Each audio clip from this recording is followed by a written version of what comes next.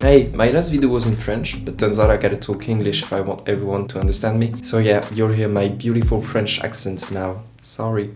Anyway, I wanted to talk about the main feature of my robot, which actually gave him his name, the ears. In robotics, seeing the environment is key, and it's typically done with a LiDAR. It's a laser that rotates around at a fast rate to scan objects and detect obstacles. But this kind of sensor isn't really cheap, so I decided to build one myself. The idea was simple: get two cheap laser modules, stick them on the robot's head, and make the ears rotate 180 degrees to scan everything. And that works, in theory. So I took two SG97 motors, two laser modules, and three printed ears to put on top of the robot's head. And that's where I found out that reality hits hard. Problem number one, speed. Those motors are really slow. It takes them 0.3 seconds to go from one side to the other. This means there's a huge delay between the first point and the last point that was scanned. This is way too much latency for a decent scan. It could work if the robot was standing still, but this one is meant to move. Problem number two, precision. Those servo motors are not precise either. I was getting like a 10-degree gap between two motors for the same exact input. And then there's the noise. It's just not pleasant to hear that buzzing noise all day. And honestly, it's just weird to see a dog move his ears like a radar. It's just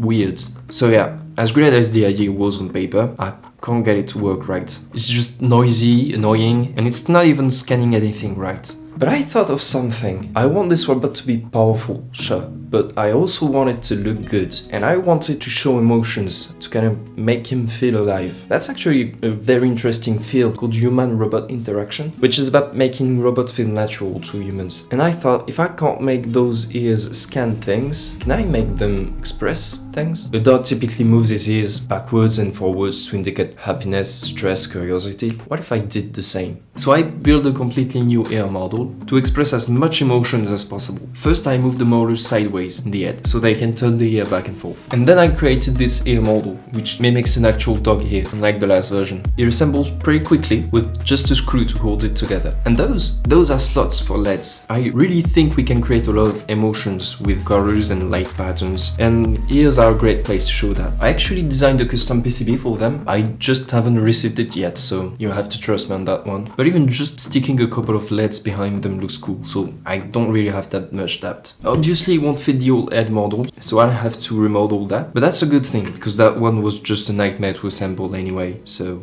yeah. But now, there's a problem. Since the robot was named Tiny360 because of the 360 scanner, and I removed the scanner, should I rename him? And what name would fit him now? Let me know in the comments, and see you next one.